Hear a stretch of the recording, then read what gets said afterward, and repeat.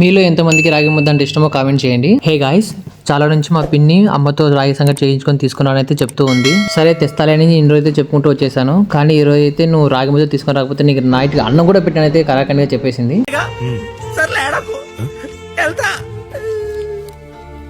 అలా చెప్పేసి మార్కెట్కి వచ్చి ఫస్ట్ అయితే రాగి పిండి తీసేసుకున్నా. వేడి అన్నంలో రాగి పిండి వేసి ఈ విధంగా కట్టతో అయితే కలిపేసింది. ఇంకా ముద్దలు చేయడం ఒకటే ఆలస్యము, చల్లారిపోతే గట్టిగా ఇద్ది అనేసి మా మమ్మీ అంత కాలుతున్నా కూడా అలానే చేసేసింది.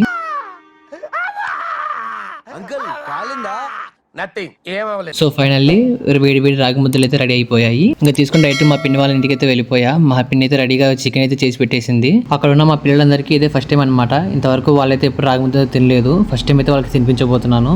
నేనైతే మంచిగా కలిపేసి ఒక ముక్క పెట్టేసి మా చెల్లికి అయితే తినిపించేశాను. తన ఎక్స్ప్రెషన్ చూడండి ఎలా ఉంది సార్. రకరకాలుగా ఉంది మాస్టర్. తనతో పాటు మిగతా పిల్లలంతా కూడా చాలా ఇష్టంగా అయితే తినేశారు. వీడియో నచ్చితే లైక్ చేయండి, సబ్స్క్రైబ్ చేయడం మర్చిపోకండి. బాయ్.